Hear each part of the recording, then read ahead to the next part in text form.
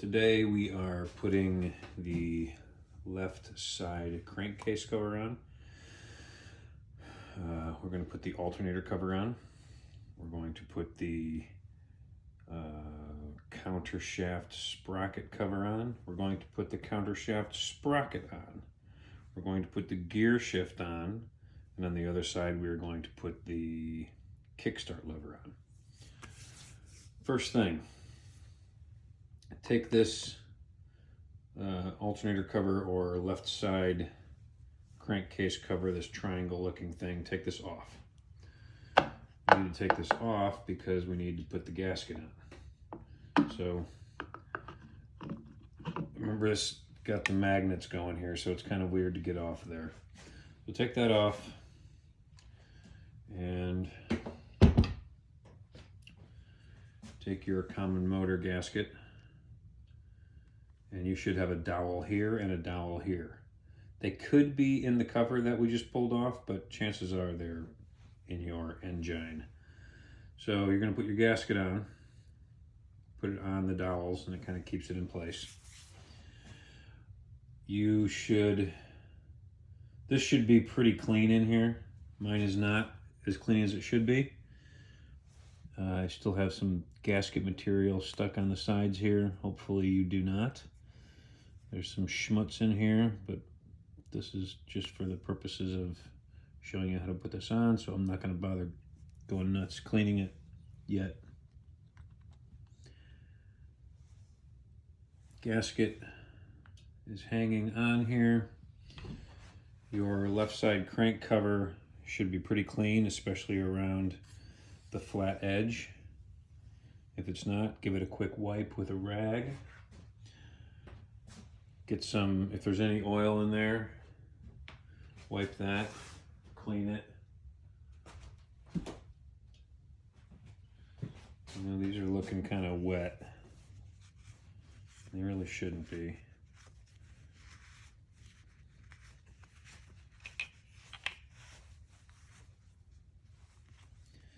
When you're putting an engine together, everything is supposed to be as clean as it was the day it was made. So even this kind of stuff, and especially here, that should be cleaned. Again, I'm not going to go crazy right now because I just want to show you how to put it on.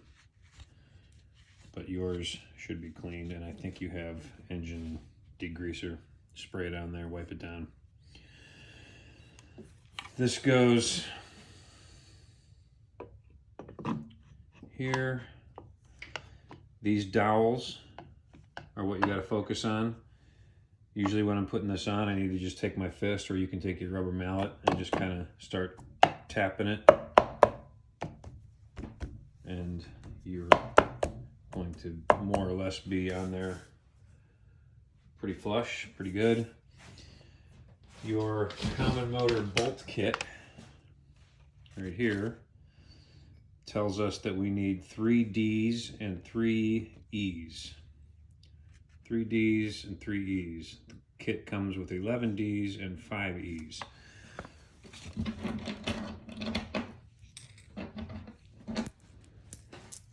These are the Ds and the Es here. As you can see, 3 are longer than the other 3. Okay. So, as always, finger tight as best you can.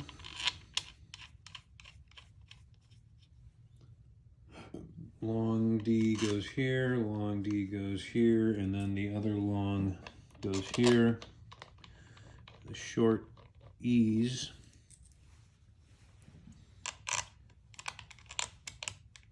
some are easier to tighten with your fingers than others.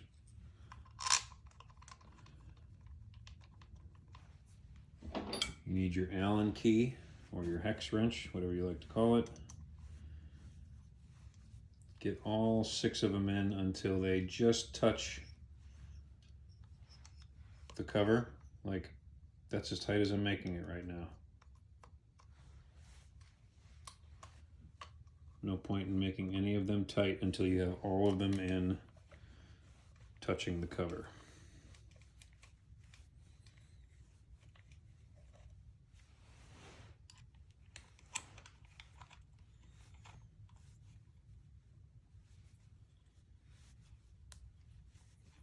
if any of them fight you, you should get out your pipe brush and clean the threads inside. I had to do that on a couple of these. Even if you haven't put this thing on yet, you may as well just go ahead and run this thing into each one, twist it around, pull any schmutz out of there. If they start fighting you and you just plow through it and don't try and clean the threads out, you can actually do some significant damage. All right, so I've got all of them are just kind of finger tight. Now I'm going to make each of them a little tighter, and I'm going to jump around.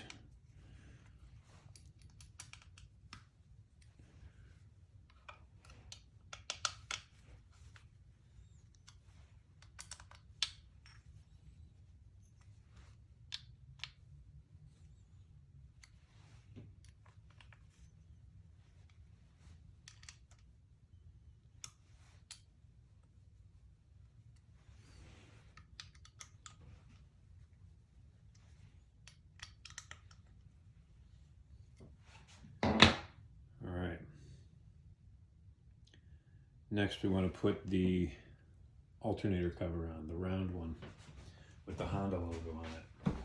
A couple things. First of all, there's a gasket for that. The gasket goes right here. Second, the alternator cover has 3 screws that are probably kind of stuck in yours. They don't really come out, they don't fall out as easily as you would think. That's because they have O-rings on them. All 3 of them. So we need to replace all 3 of these, and the common motor gasket kit has those O-rings. That is the top left here. Stator rotor cover bolt O-rings. 3 of them. They're in a tiny little Ziploc bag in your common motor gasket kit. You're going to take those O-rings and put them on the letter F screws. Go ahead and pull the O-rings up towards the top, like that. And you can take your Honda logo, alternator cover, your gasket is on, and go ahead and push it on. Line up that top hole as best you can, and go ahead and push all 3 in. It's pretty next to impossible to tighten them, like to finger tighten them, because they're kind of flush. You're going to use a different size Allen key than you just did on these, and make all 3 just tight enough to stop turning before you make any of them all the way tight.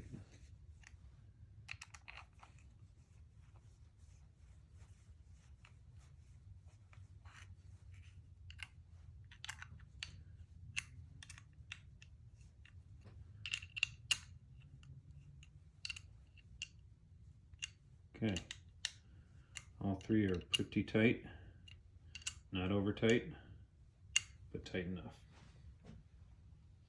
Sweet, moving right along.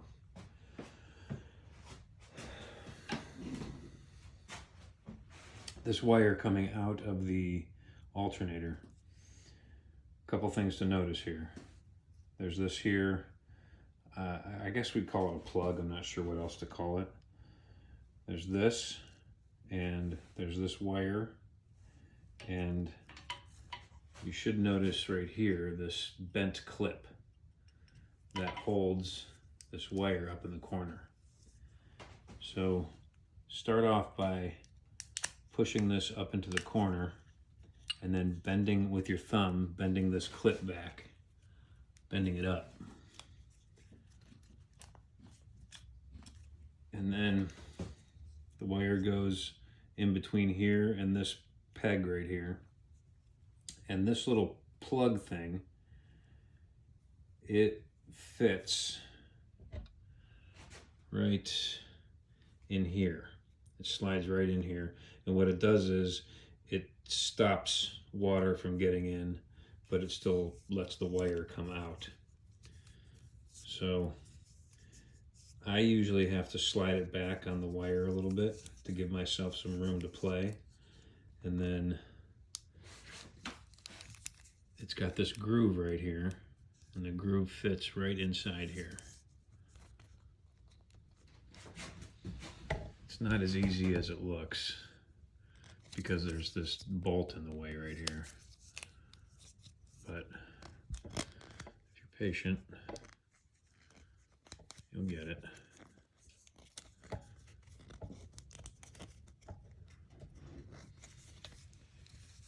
And mine's going on crooked. That's kind of messed up. There, straightened it out a little.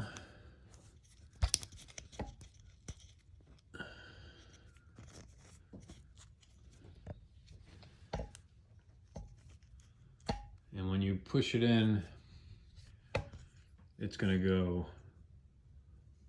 flush right here. So right now it's back and back out, but when I push it, when I'm pushing on it, the end is flush right here under my thumb, and that's what we're going to want. So once you get it to that point, you can pull the wire through a little bit more and tuck it into here, and then you're good to go. So I'm going to pull the wire through, tuck it into here, and call it a day.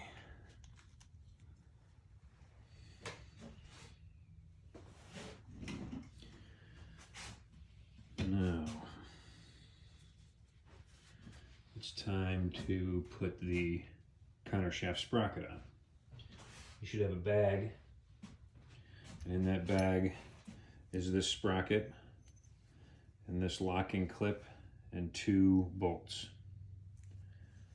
This does not have, well, it does have a front and a back. I don't know that it really matters, but if you look closely at it, you should see an outline of where that clip was. So if you do see that, know that that clip, that outline should be facing out towards you. So I'm going to put it on this way. And if you don't see it, really all you got to do is make sure that your 2 bolts will easily screw in. And so if it screws into both sides, then it truly does not matter which side of this sprocket is facing out. But if you find that the bolts only go in one side, then make sure that's the side that's facing out. So I'm going to flip it around just for the heck of it. I'm going to get this on here. Now notice on the shaft here that it has this little ridge, this little gap in here. You'll find out soon what that's for if you don't remember from when you took this apart.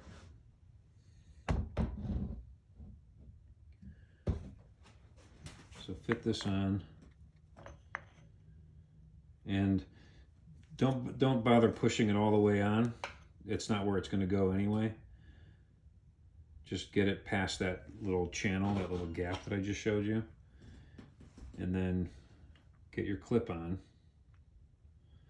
Now the clip, once you get the clip to where that channel, where that gap is, then you can rotate it until you get to match it up with the holes on the sprocket.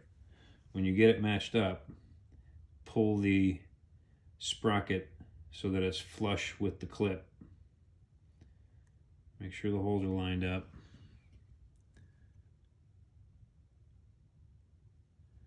And then go ahead and finger tighten the bolts in there.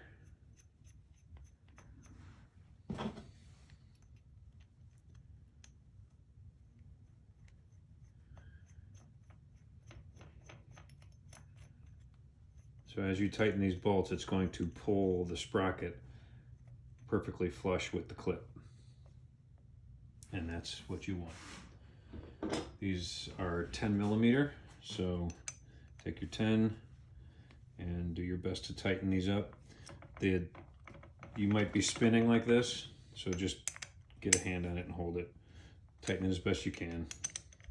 Don't worry about it if it's not super duper tight. Okay, so that, and even when it's tight, it still wiggles a little bit. That's normal. You're good to go. Oh, one thing I forgot. Right here, this wire gets plugged into this little hole right here. This is the neutral switch. So when you are switching gears with the gear shift, when you get it into neutral, there's a little deal right here that moves, and it sends power to this switch, and then a little green light lights up on your handlebars to tell you that you're in neutral. It's important to know.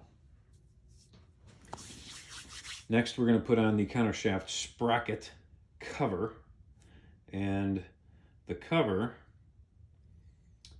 has a dowel here and a dowel here.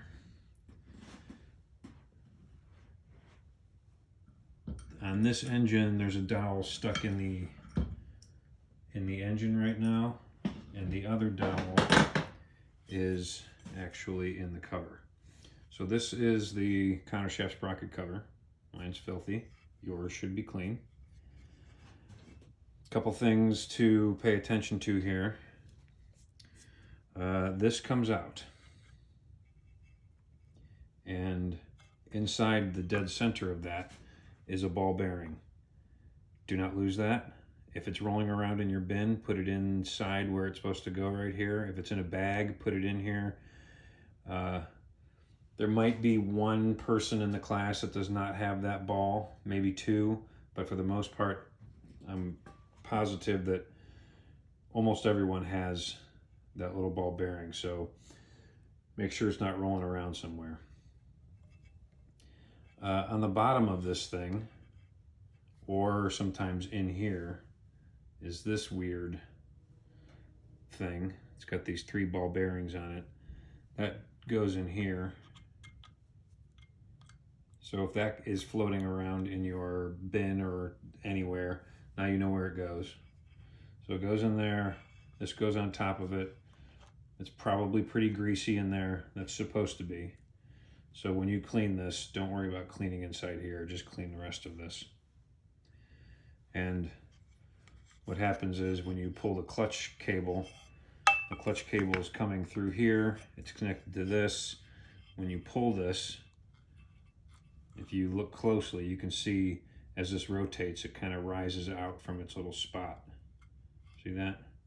And that's all it takes to actuate the clutch so that you can shift gears, is coming out of there, that little tiny bit, which is maybe 1/8 of an inch.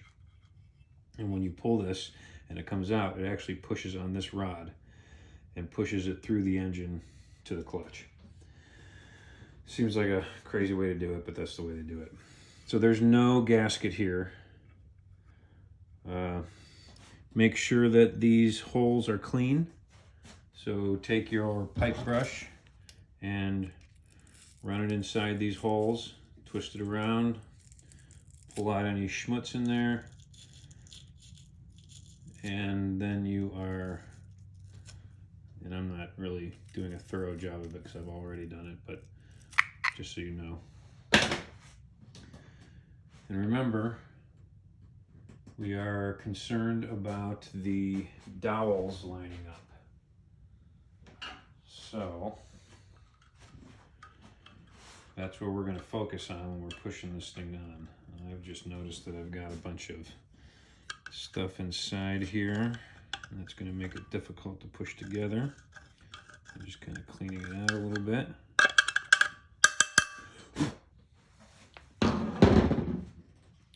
So when you're putting this on, your ball bearing might fall out. So you have to be conscious of the fact that it's there and be ready to catch it if it falls out. So you kind of keep a hand underneath. And this gear shift is going to come through this big hole right here. So I've got a hand under in case the ball bearing falls out. And got the dowels lined up. And that went on surprisingly easy. That's not always the case. After you have this on, the common motor bolt kit says we need 2 A's and 2 B's. So the 4 longest screws in the kit. All of them have shoulders.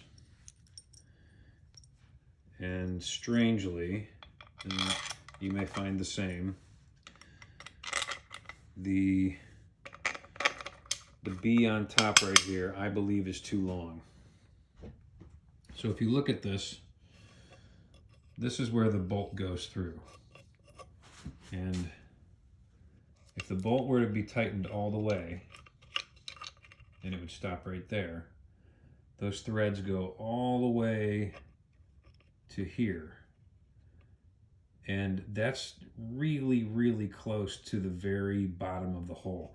If this thing were to bottom out, if the bottom of this bolt were to hit the very end of this threaded hole, and it hit there and you kept tightening it, either this is going to break in half inside the engine, or this actual piece of aluminum right here is going to crack.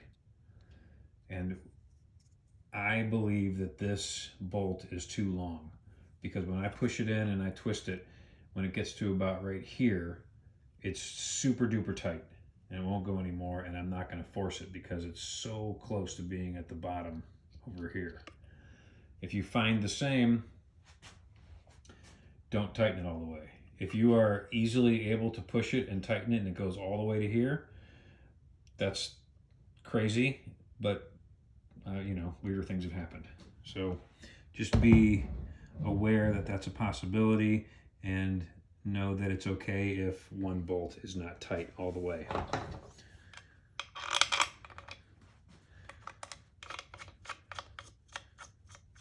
Finger tight, finger tight, and finger tight as best I can, and then I'm going to my Allen key, and I'm just turning it until it stops, and I'm not making it any tighter right now. I'll do that on all 4.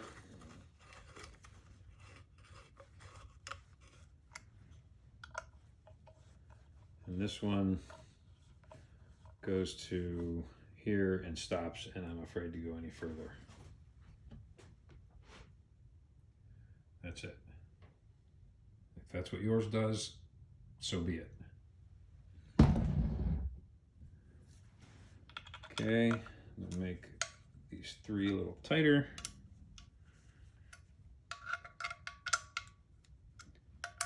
And now, yep, okay, all 3 are tight. Actually, all 4 are tight, but this is just a dangerous one. Countershaft sprocket is on, countershaft sprocket cover is on. Now we put your gear shift lever on. You should all have this, but there might be a few of you that do not. So if you have this, dig it out. You should have 1 bolt that goes with it. So the shaft that it's going on is called a splined shaft. And that's those little ridges right here. That means these are called splines. And the inside of this has splines, and they fit right over. So that way it never spins on the shaft. It also makes it kind of difficult to get on.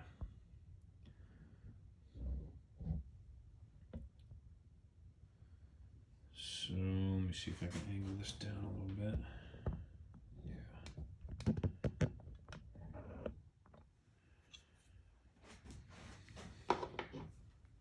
Also, on this spline shaft, you see that it's got a smooth channel in the middle right here.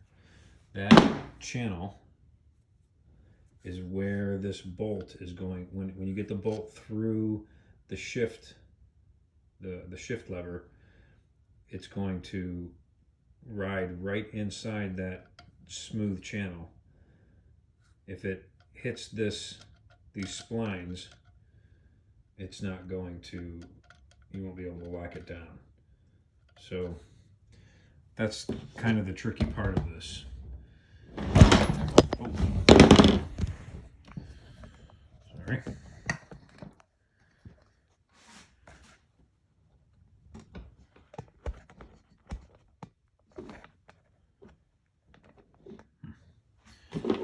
Tricky part is trying to get this lined up perfectly. So this arm kind of lines up with this hole, this bolt right here. So you're just gonna wiggle it, kind of push it on, shift it back and forth, up and down, left and right, and be looking straight down into this hole, and then you can see when that hole lines up with that little channel, and then you know you can drop your bolt in, and you're gonna have to wiggle and back and forth until this bolt finds its home. It's never as easy as it should be. In fact, just with it off, put the bolt in and twist it and feel what it feels like when it goes all the way through and meets the bottom and you can tighten it. That's what it should feel like when you put this thing on the motor. So that's when you know things are going well. I am not to that point yet. So I'm putting this on,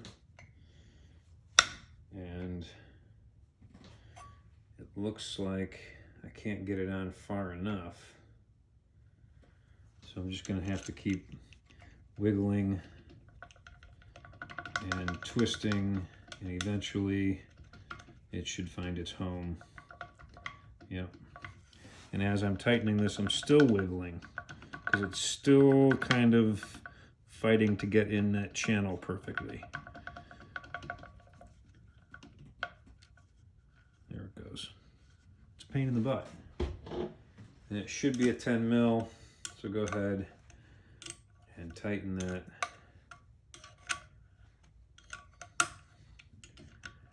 And once that's on and tight, you should be able to move this up and down.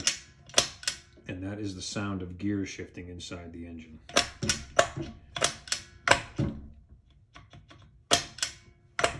Okay. Our last step of the day, the last step of the entire engine, is another splined shaft, and that is the kickstart lever. So the kickstart lever has splines in it, and the shaft has splines on it, and it has the same channel that the shifter did. This has a 12 millimeter pretty fat bolt, and when we're putting this on, we want to put it on so that this arm does not clank against the clutch cover. If it's going to hit this, it's going to break it. This is steel, this is aluminum. So you don't want to have it pushing this way. Let me zoom out a little. If I put it on like this, this is going to hit. So I need to rotate it back until I'm confident. Even that looks like it would hit. So I'm going to rotate it back one more spline right there. That's about where it should be. There's a gap right here. This is never going to hit this. Now that I have that where it needs to be, I can pull this back and drop the 12 in, and hopefully it's right inside that channel. And if it's not, you got to kind of wiggle this thing back and forth, up and down, left and right, until it gets in that channel, finds the hole on the other side of the kickstart shaft. You can finger tight, and then you can use a 12mm wrench, or you can use a ratchet and socket and tighten this.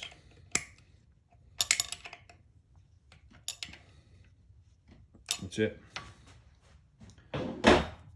So this is the kickstart shaft that you will be actually literally kickstarting on the motorcycle on Wednesday. And you are done. All bolts in, both levers on, everything's good. So when I come and pick this up from you over the weekend or Monday or Tuesday, whenever I'm picking it up, I'm going to make sure that, you know, things are tight, not over tight.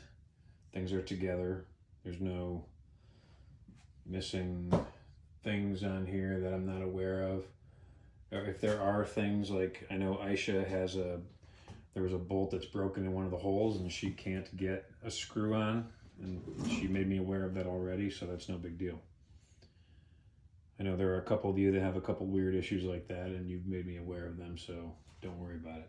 But if you want to email me a list of weird things, go ahead. Other than that, you are done, and you have rebuilt a 70s Honda CB350 engine.